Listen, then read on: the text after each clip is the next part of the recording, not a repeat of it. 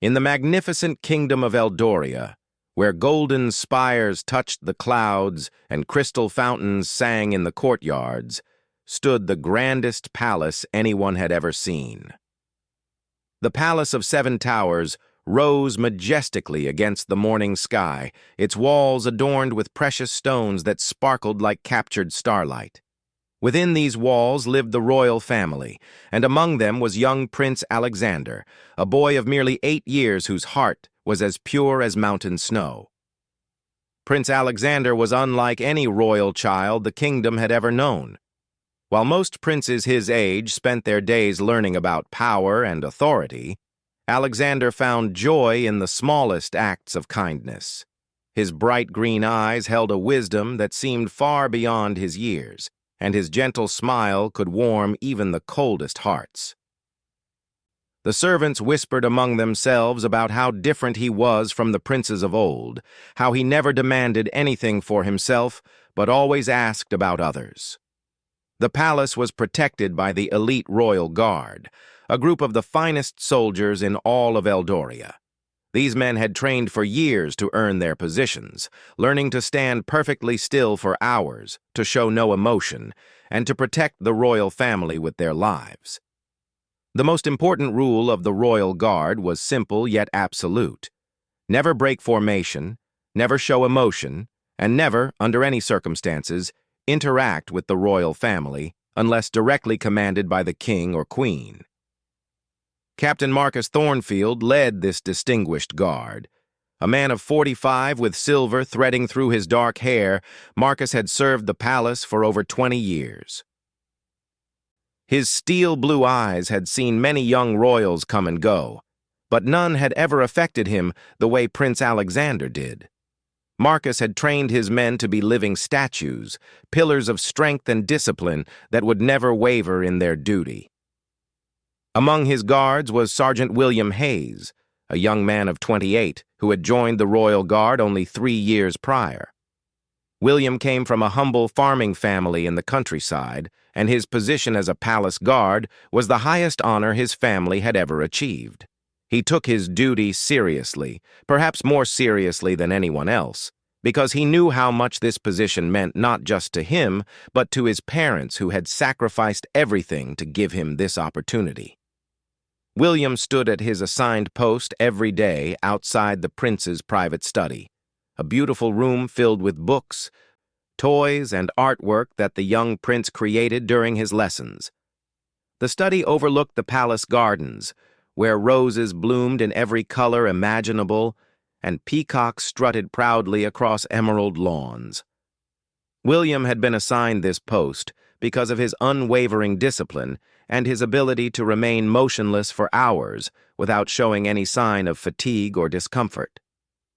The first time Prince Alexander noticed William, it was on a particularly cold autumn morning. The prince had been sitting by his study window, reading a story about brave knights and distant kingdoms, when he glanced up and saw the guard standing in the hallway. What caught the prince's attention was not the guard's perfect posture or his gleaming armor, but the way the morning light revealed a slight shiver that William tried desperately to hide. Prince Alexander set down his book and quietly opened his study door. William remained perfectly still, staring straight ahead as protocol demanded, but the prince could see the goosebumps on the guard's exposed hands where his gloves didn't quite cover his wrists. The palace was always kept warm for the royal family, but the outer corridors where the guard stood could become quite chilly during the changing seasons. "Good morning," Prince Alexander said softly, his young voice carrying a warmth that seemed to fill the cold corridor. William didn't respond. His training had been clear, and he remembered Captain Thornfield's stern words during their morning briefings. Guards were to acknowledge the royal family only when directly addressed with a question or command that required a response. A simple greeting was not such a command. Prince Alexander studied the guard's face, noting the firm set of his jaw and the way his eyes remained fixed on the far wall. The prince was young, but he was observant, and he could see the internal struggle taking place behind those brown eyes. He could see that this guard wanted to respond, wanted to return his greeting, but duty held him silent. "You must be very cold standing here," the prince continued, his voice filled with genuine concern. "The stone floors make everything so much colder, don't they?" Still, William remained silent, though Prince Alexander noticed the slightest twitch in the corner of the guard's mouth. It was barely perceptible, but it was there, and it told the prince everything he needed to know. This guard was not made of stone, despite his best efforts to appear so. From that day forward, Prince Alexander made it a point to acknowledge William every time he passed by his post. Sometimes it was a simple good morning or good evening. Other times the prince would share observations about the weather or comment on the beautiful view from his study window. He never expected a response, and William never gave one, but something beautiful began to grow between them in those moments of one-sided conversation. Prince Alexander's governess, Miss Catherine Fairweather, was an elderly woman who had served the royal family for nearly 40 years. She had taught 3 generations of royalty and had seen every type of personality imaginable. Miss Fairweather was known for her strict adherence to royal protocol and her ability to shape even the most unruly princes into proper future kings. But Prince Alexander puzzled her in ways she had never experienced before. "Your Highness," Miss Fairweather would say during their daily lessons, "you must understand that there are proper ways for royalty to behave. We do not engage in casual conversation with the servants or guards. They have their duties, and we have ours."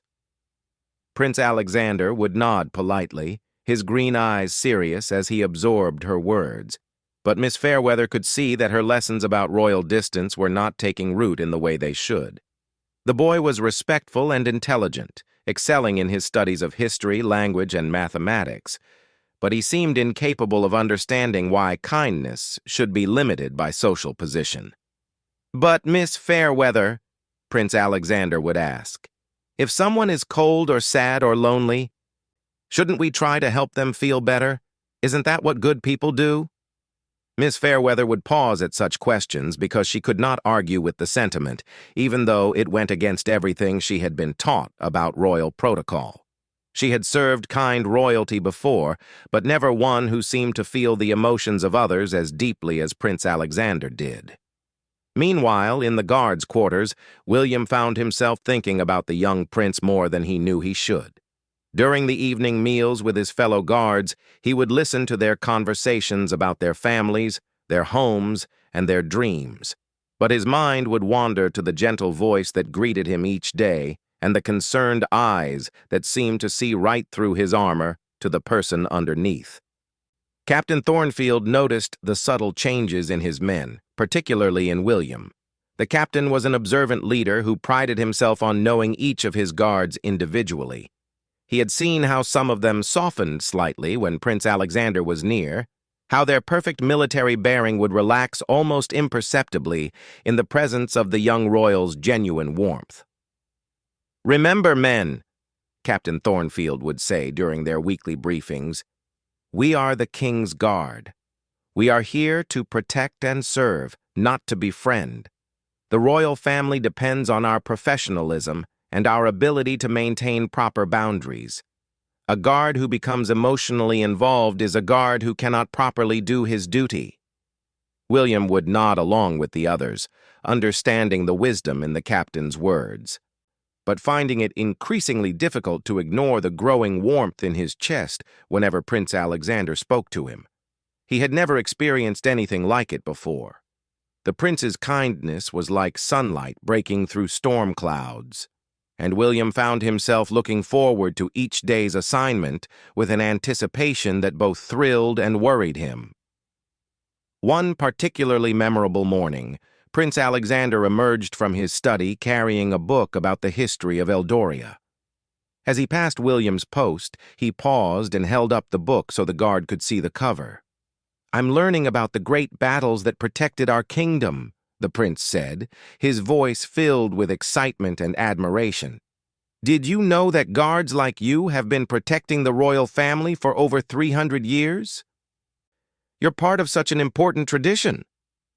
William felt his chest swell with pride, though his face remained impassive. No one had ever spoken to him about his role with such respect and appreciation. To most people, guards were simply part of the palace furniture, necessary but invisible. But Prince Alexander saw him as a person, as someone worthy of acknowledgement and gratitude. "The book says that guards must be very brave," the prince continued, "because they put the safety of others before their own. That's what heroes do." Those words hit William like a physical blow, not because they hurt, but because they filled him with an emotion so powerful he almost forgot his training. He had joined the royal guard for many reasons: honor, duty, the opportunity to serve his kingdom. But no one had ever called him a hero before. Coming from this genuine, innocent child, the word carried a weight that William felt deep in his soul. As the days turned into weeks, Prince Alexander's small acts of kindness continued. He would sometimes leave a cup of warm tea on a table near William's post, never saying it was for the guard, but placing it where William could smell the comforting aroma of chamomile and honey. He would open his study windows on pleasant days, allowing the sounds of the garden and the warmth of the sun to reach into the corridor where William stood. The other guards began to notice these small gestures, and slowly, word spread through the palace about the young prince's unusual behavior. Some of the older servants smiled knowingly, remembering stories of kind royalty from generations past. Others worried that such familiarity would lead to problems with protocol and discipline. Queen Isabella, Prince Alexander's mother, was a woman of great beauty and intelligence who loved her son deeply but also understood the importance of royal tradition. She had grown up in a different kingdom, where the distance between royalty and servants was absolute and unquestioned. When reports reached her about Alexander's friendly behavior toward the guards, she decided to observe for herself. One afternoon, Queen Isabella positioned herself where she could see the corridor outside Alexander's study without being seen herself. She watched as her son emerged from his lessons and immediately approached William's post. The guard stood at perfect attention, but the queen noticed the subtle signs of recognition in his posture, the slight relaxation in his shoulders when the prince appeared. "Good afternoon, William," Prince Alexander said, and the queen was surprised to realize that her son knew the guard's name. "I hope you're not too tired from standing so long," the prince continued. "I was thinking that maybe you could see the garden better from here if you wanted to. The roses are especially beautiful today." Queen Isabella watched as her son moved to position himself where William could see the garden view while still maintaining his post. It was a small adjustment, but it showed a thoughtfulness that touched the queen's heart even as it concerned her royal sensibilities. That evening, Queen Isabella spoke with King Frederick about what she had observed. King Frederick was a just and fair ruler who had always treated his subjects with respect, but he too understood the importance of maintaining proper boundaries within the palace. "The boy has a good heart," King Frederick said thoughtfully, "but he must learn that kindness and leadership sometimes require different approaches. Perhaps it's time we spoke with him about the responsibilities that come with his position." Yet neither parent could bring themselves to discourage their son's natural compassion entirely. There was something pure and beautiful about Alexander's instinctive kindness that neither wanted to destroy, even in the name of royal protocol. Meanwhile, William continued his daily routine, standing guard and maintaining his professional demeanor while internally treasuring each moment of interaction with the young prince. He had begun to see these encounters as the highlights of his days, small beacons of warmth in the otherwise rigid structure of palace life. The other guards had started to tease William gently about being the prince's favorite, but there was no jealousy in their teasing. They had all observed Prince Alexander's kindness, and they respected William's ability to maintain his professionalism while clearly being affected by the prince's attention. "You're fighting a losing battle, my friend," Sergeant Thomas Reed, William's closest friend among the guards, would say during their off-duty hours. "That boy is determined to see the human being under that armor, and he's winning." William would laugh, but he knew Thomas was right. Every day, Prince Alexander's genuine care and interest chipped away at the walls William had built around his emotions. The prince didn't seem to understand or care about the barriers that protocol demanded. He simply saw another person and treated him with the kindness and respect that every human being deserved. As winter approached, the corridors of the palace grew colder, and William's post became increasingly uncomfortable. Prince Alexander noticed immediately, and his concern for the guards' welfare became even more apparent. He would linger longer in their brief conversations, as if trying to share his own warmth with the stoic figure who stood watch over his safety. The stage was being set for something that no one in the palace could have anticipated, a moment that would challenge everything everyone believed about duty, protocol, and the power of genuine human connection. Prince Alexander's tender heart was slowly but surely melting the disciplined resolve of the most dedicated guard in the royal guard, and soon something would have to give. Winter arrived in Eldoria with unusual severity that year. Snow fell in thick, heavy blankets that covered the palace grounds and made the ancient stone walls seem even more imposing than usual.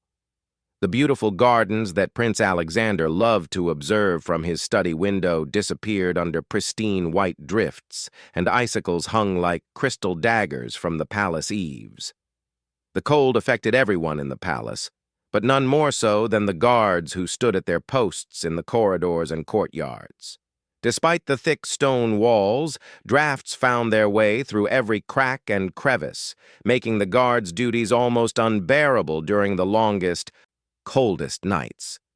William had drawn extra shifts during this harsh winter, partly due to his reliability and partly because several other guards had fallen ill with winter fevers.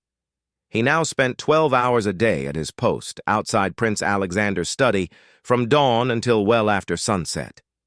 The cold stone floor seemed to leach the warmth from his body through his thick boots, and despite his heavy winter uniform, he often found himself fighting not to shiver during the most bitter hours. Prince Alexander noticed the change immediately. The young boy had developed an almost supernatural ability to read the subtle signs of discomfort in others, and William's carefully controlled struggles were as clear to him as if the guard had spoken them aloud. The prince began spending more time near the corridor, often reading his books in the doorway of his study, where he could keep an eye on the guard who had become so important to him. "The winter is especially cruel this year," Prince Alexander observed one particularly bitter morning, his breath visible in small puffs as he spoke. "Even inside the palace, it feels like the cold is trying to find us."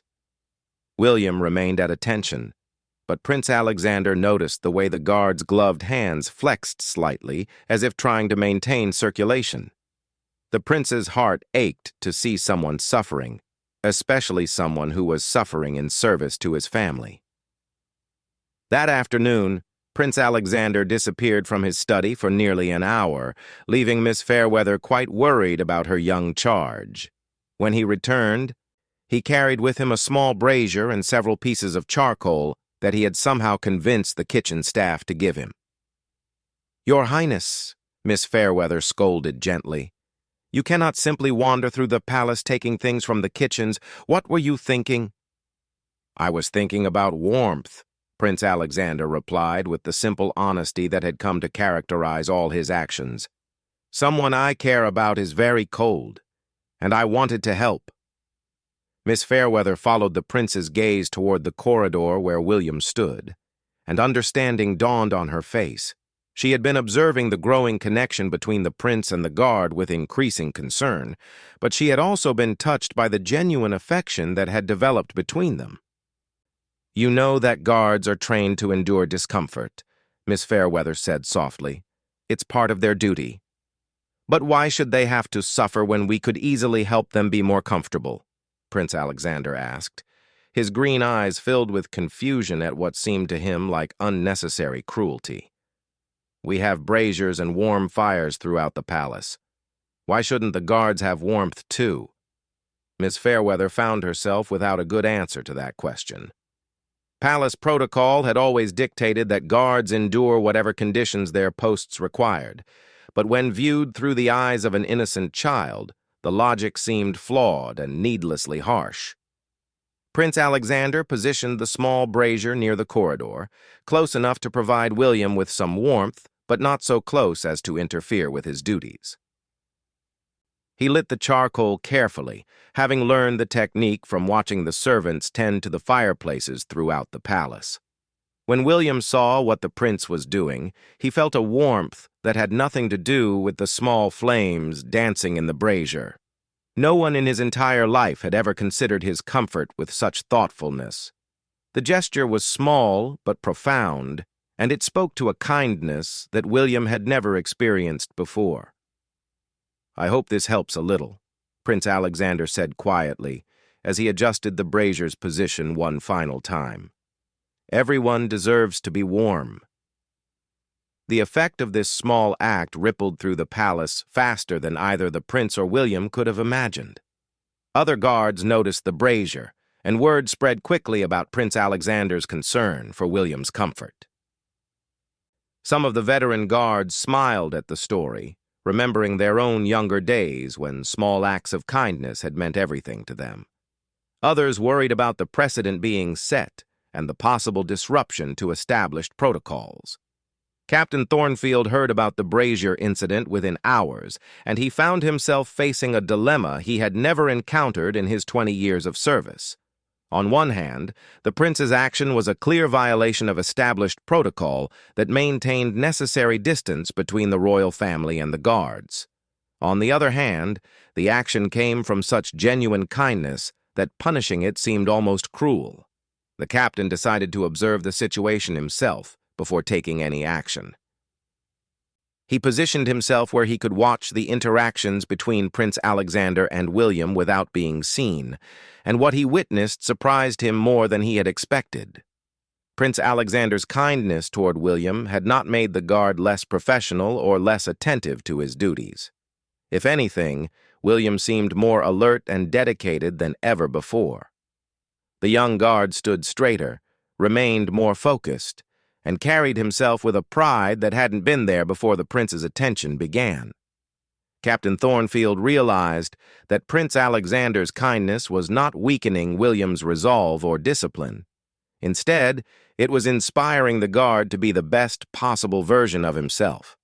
William wanted to be worthy of the prince's respect and care, and that desire was making him excel in his duties rather than neglect them. Still, the captain knew that he had to address the situation before it progressed further. Palace protocol existed for important reasons, and allowing too much familiarity between royalty and staff could lead to complications that went beyond mere etiquette. That evening, Captain Thornfield requested a private meeting with William in his office. The room was austere and military in its organization, with weapons displayed on the walls and maps of the palace grounds covering a large wooden table. "Sergeant Hayes," the captain began, his tone serious but not unkind. "I need to discuss your assignment with you." William stood at attention, his face carefully neutral despite the worry that was building in his chest. "Yes, sir?" "You've been doing excellent work," Captain Thornfield continued. "Your dedication to your post has been exemplary, and I've received no complaints about your performance." William felt a small relief at these words, but he sensed that more was coming. "However," the captain continued, "I've noticed that Prince Alexander has become quite attached to you. This concerns me, not because of any fault of yours, but because such attachments can lead to complications." William remained silent, knowing that anything he said could make the situation worse. "The young prince is a good boy with a kind heart," Captain Thornfield said, but he's also learning to navigate his role as future royalty. We cannot allow personal feelings, no matter how well-intentioned, to compromise either his understanding of proper royal behavior or our ability to protect him effectively." "I understand, sir," William replied, though his heart was sinking at the implications of the captain's words. "I'm not going to reassign you immediately," Captain Thornfield said, surprising William with this announcement. "But I want you to be aware that if this situation becomes more complicated, I may have no choice but to move you to a different post." William nodded, understanding that this was both a warning and an opportunity to handle the situation appropriately. "I want you to continue performing your duties as excellently as you have been," the captain continued. "But I also want you to be mindful of maintaining proper boundaries. The prince's kindness toward you is admirable, but we cannot allow it to evolve into something that might compromise either of your positions." After William was dismissed from the captain's office, he walked slowly back to the guards' quarters, his mind heavy with conflicting emotions. He understood the captain's concerns and respected the need for proper protocol, but the thought of losing his daily interactions with Prince Alexander filled him with a sadness that surprised him with its intensity. The next morning, William returned to his post with a renewed determination to maintain perfect military bearing while still being respectful to the prince. He would not be rude or unkind, but he would be more careful about maintaining the proper distance between them. Prince Alexander noticed the subtle change in William's demeanor immediately. The guard seemed more rigid than usual, more distant, and the prince could sense that something had shifted in their relationship. This concerned the young boy deeply, because he had come to treasure their daily conversations and the friendship that had been growing between them. "Good morning, William," Prince Alexander said, as he always did, but he could see that the guard's response was different. William acknowledged him with a barely perceptible nod, but didn't relax his posture or show any of the subtle signs of warmth that had become familiar between them. Prince Alexander spent much of that day thinking about what might have caused this change. He was young but perceptive, and he understood that adults often had rules and concerns that didn't make sense to children but were important nonetheless. He suspected that someone had spoken to William about their friendship, possibly discouraging it for reasons that had to do with royal protocol. This realization made Prince Alexander both sad and more determined than ever to show William that he valued him as a person. The prince understood instinctively that William was pulling away, not because he wanted to, but because he felt he had to, and this made the prince want to reach out even more. Over the following days, Prince Alexander's acts of kindness toward William became more subtle, but no less meaningful. He would leave small things near William's post: a flower from the palace gardens, a piece of fruit from his lunch, a small drawing he had made during his art lessons. He never directly gave these items to William, but he placed them where the guard could see them and understand that they were meant for him. William found himself deeply moved by these gestures, even as they made his internal struggle more difficult. Each small gift was evidence of Prince Alexander's continued care and friendship, and William treasured every one. He began keeping them in a small wooden box in his quarters, looking at them during his off-duty hours, and remembering the kindness of the young boy who refused to let protocol diminish his compassion. The small brazier remained in the corridor, providing warmth not just for William, but for anyone who passed through that area. Prince Alexander had never moved it or commented on it further, but its presence served as a constant reminder of his thoughtfulness and care for others' comfort. As winter deepened, other guards began to notice similar small improvements to their posts. Someone had placed additional candles in the darker corridors, providing better light for the guards stationed there. Warmer blankets appeared in the guard stations during the coldest nights. Small stools were positioned where guards could rest briefly during their longer shifts without abandoning their posts. The guards quickly realized that Prince Alexander was behind these improvements and word of his thoughtfulness spread throughout their ranks. Men who had served the palace for years found themselves looking forward to encounters with the young prince, hoping to catch a glimpse of the boy who cared so much about their welfare. Queen Isabella and King Frederick continued to monitor their son's behavior with a mixture of pride and concern. They could see that Alexander's kindness was genuine and that it was having a positive effect on the palace staff, but they also worried about the implications of such familiarity for his future role as a leader. "He has a good heart," Queen Isabella said to her husband during one of their private conversations, "but I worry that he doesn't understand the importance of maintaining certain boundaries." "Perhaps," King Frederick replied thoughtfully. "The boundaries we've always maintained aren't as important as we've been taught to believe. Look at how the guards respond to his kindness. They're more dedicated, more proud of their service than I've ever seen them." The royal couple found themselves questioning traditions that they had never thought to examine before. Their son's natural compassion was challenging assumptions about leadership and authority that had been passed down through generations of royalty. Meanwhile, William continued to struggle with his feelings and his duty. Every day brought new evidence of Prince Alexander's continued care and friendship, and every day made it harder for William to maintain the emotional distance that protocol demanded. The other guards could see William's internal conflict, and many of them sympathized with his position. Sergeant Thomas Reed, in particular, began to worry about his friend's well-being. "You're tearing yourself apart," Thomas observed during one of their evening meals together. "The boy cares about you, you care about him, and you're both suffering because of rules that were made by people who never experienced what you're experiencing." "The rules exist for good reasons," William replied, though his conviction seemed to waver as he spoke. "I can't let my personal feelings interfere with my duty to protect him." "But what if your personal feelings are making you better at your duty?" Thomas asked. "What if caring about him is making you more determined to keep him safe?" William had no answer to that question, because deep down he knew that Thomas was right. His affection for Prince Alexander had indeed made him more vigilant, more dedicated, and more willing to sacrifice anything to ensure the prince's safety and happiness. As winter reached its coldest point, an incident occurred that would test everyone's resolve and bring the growing tension between protocol and humanity to a breaking point. Prince Alexander fell ill with a fever that left him weak and confined to his bed for several days.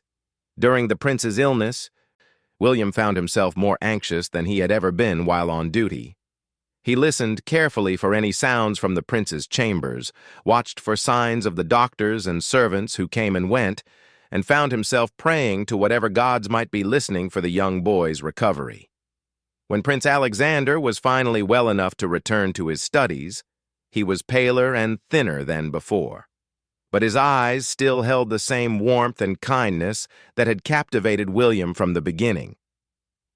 The first thing the prince did when he emerged from his chambers was to seek out William at his post.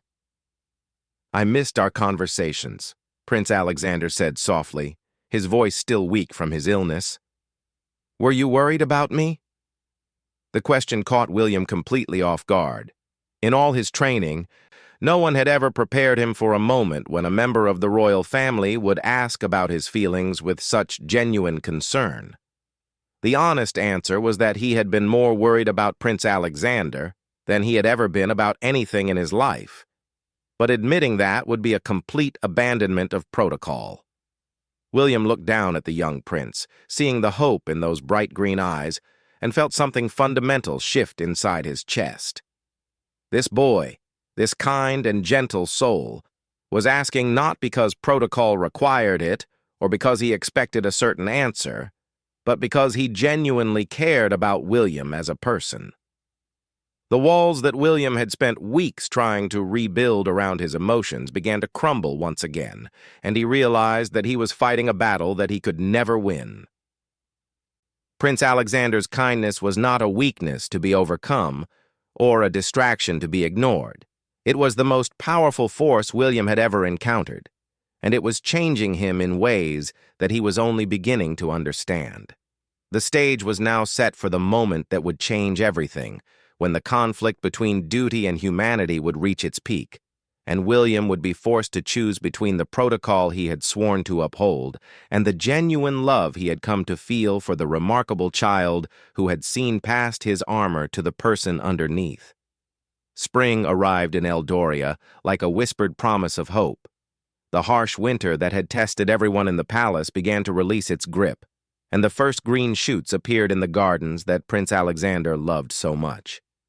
The snow melted slowly from the palace grounds, revealing the dormant beauty that had been waiting underneath, and the icicles that had hung like frozen tears from the eaves began to drip away in the warming sun. William had survived the winter at his post, but the internal struggle between his growing affection for Prince Alexander and his duty to maintain protocol had only intensified. Each day brought new challenges to his resolve, and he found himself walking an increasingly narrow line between his professional obligations and his genuine care for the remarkable child who continued to treat him with such consistent kindness.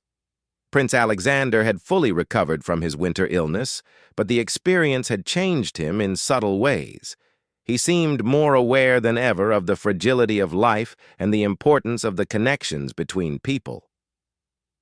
His acts of kindness toward William and the other guards became even more thoughtful and frequent, as if his brush with sickness had reminded him that every day was an opportunity to bring joy and comfort to others. The young prince had also become more observant about the rules and restrictions that governed the adults around him. He began to understand that William's increasing distance was not a reflection of any change in their friendship, but rather the result of pressures and expectations that came from the complex world of royal protocol. This understanding made Prince Alexander more determined than ever to find ways to show William that he valued their connection, regardless of what anyone else might say about proper boundaries. The prince's creativity in expressing his care became legendary among the palace staff, who watched with growing admiration as the young royal found increasingly clever ways to brighten the guards' daily duties. One particularly beautiful spring morning, Prince Alexander was working on his writing lessons when he noticed something that made his heart ache. William had been standing at his post for several hours, as was normal, but the prince could see that the guard was not well. William's face was pale, and there was a slight tremor in his hands that he was trying desperately to hide. Prince Alexander watched more carefully and realized that William was running a fever. The guard's determination to maintain his post despite obvious illness was both admirable and deeply concerning to the compassionate young prince.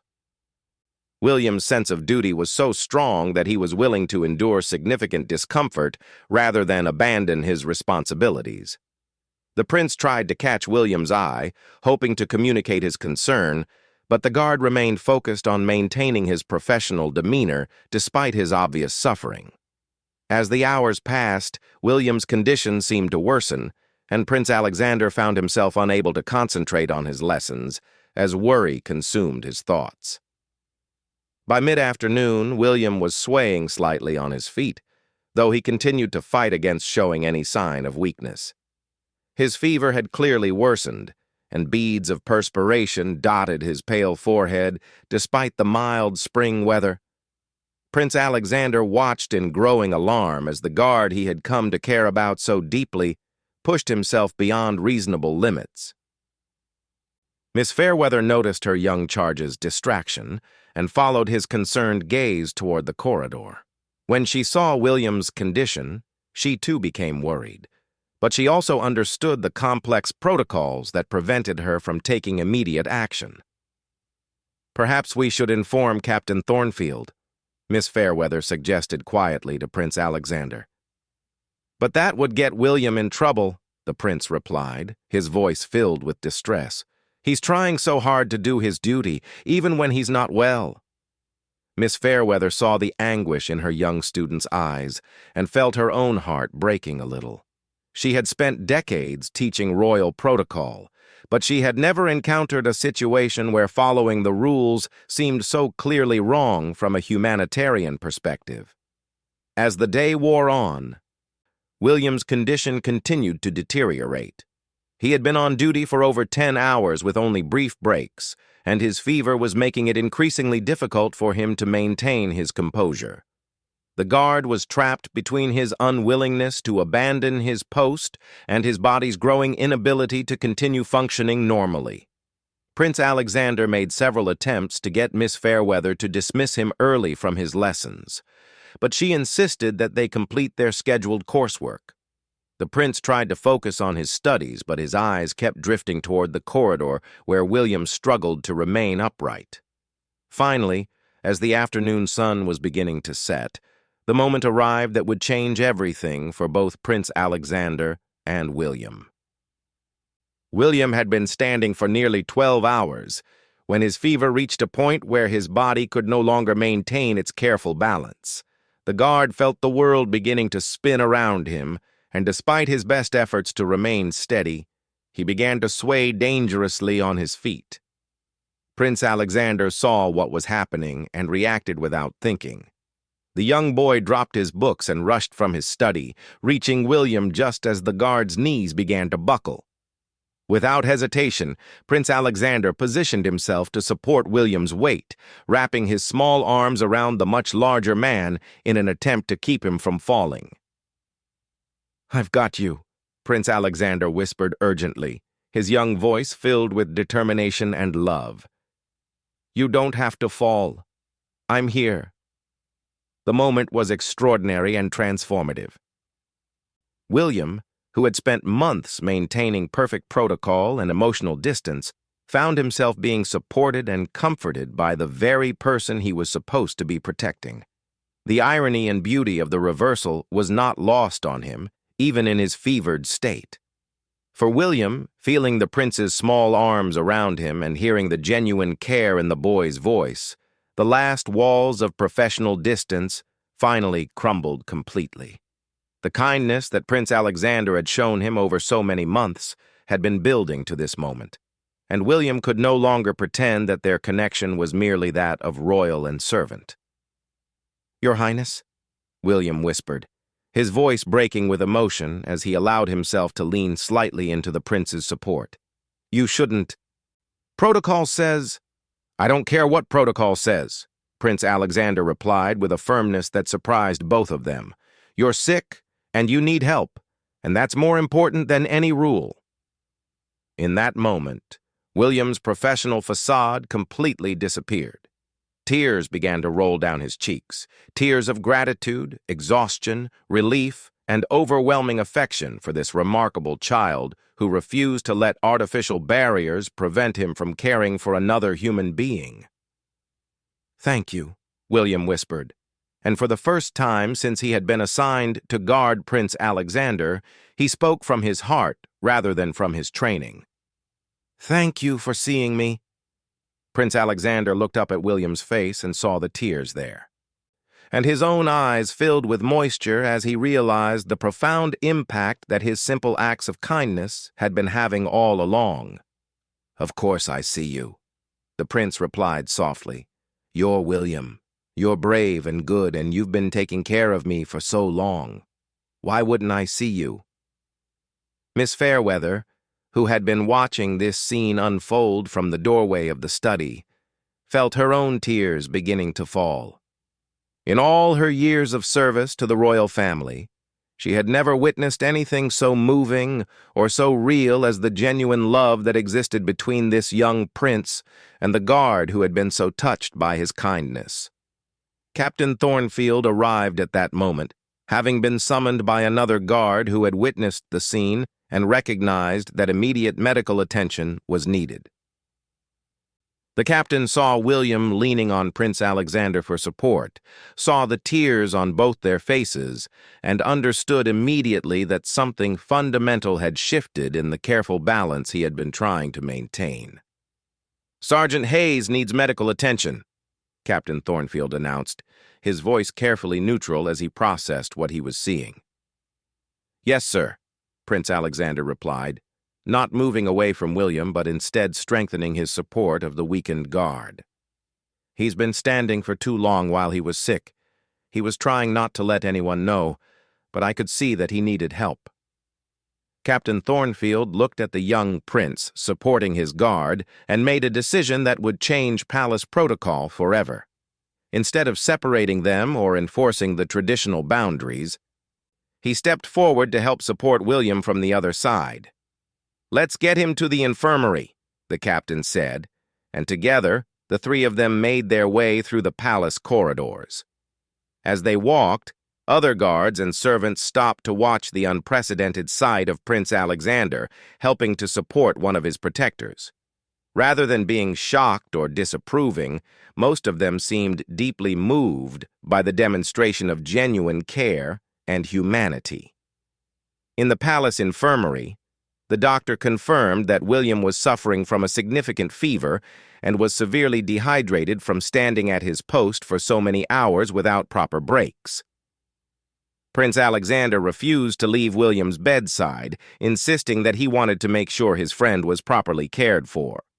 "You should rest, Your Highness," the doctor suggested gently. "Sergeant Hayes will be fine with proper treatment and sleep." "I'm not leaving," Prince Alexander replied with quiet determination. "William has been taking care of me for months. Now it's my turn to take care of him." William, despite his fever and exhaustion, was overwhelmed by the prince's loyalty and devotion. No one in his entire life had ever shown him such constancy or such genuine affection. Captain Thornfield, who had been standing quietly in the corner of the infirmary, realized that he was witnessing something that went far beyond a simple breach of protocol.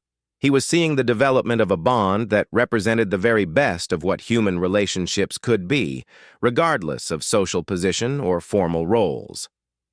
That evening, after William's fever had been reduced and he was sleeping peacefully, Captain Thornfield requested a meeting with King Frederick and Queen Isabella. The conversation that followed would change the way the palace operated for generations to come.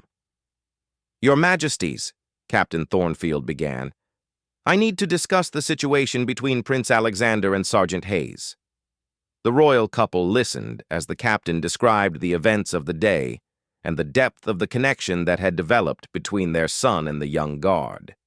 "I have been concerned about maintaining proper protocol," Captain Thornfield continued, "but I must report that this relationship has not weakened either the prince's understanding of his role or the guard's dedication to his duty.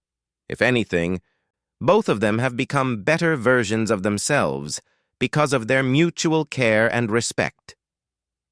King Frederick and Queen Isabella looked at each other, having their own thoughts confirmed by the captain's observations. "What do you recommend?" King Frederick asked.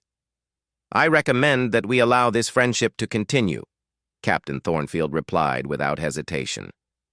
"Prince Alexander is learning about leadership through compassion, and Sergeant Hayes is learning about service through genuine affection. Both lessons seem valuable for their respective roles." Queen Isabella smiled, feeling a weight lift from her shoulders. "I believe you're right, Captain.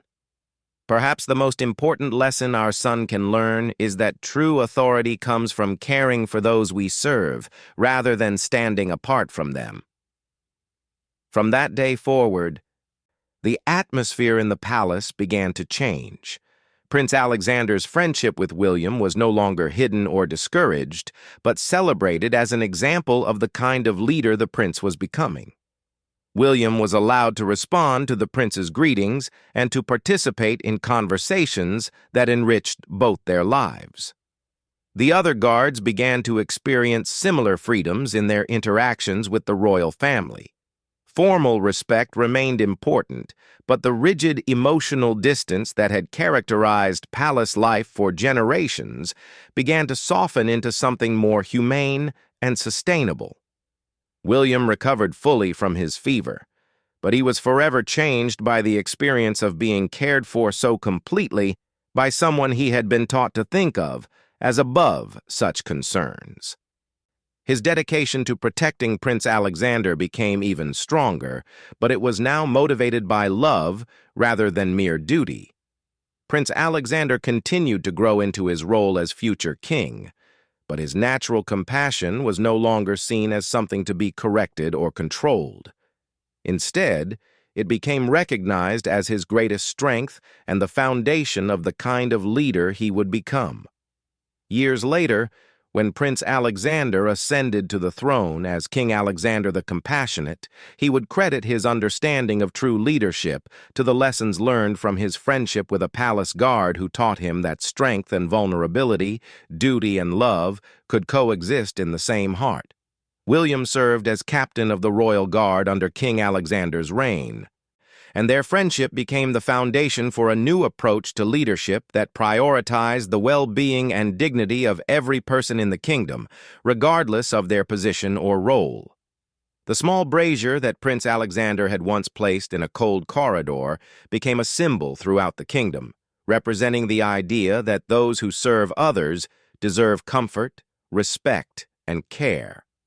And the story of the tender young prince whose acts of kindness finally melted the resolve of a dedicated guard became a legend that inspired generations of leaders to choose compassion over protocol and humanity over rigid tradition.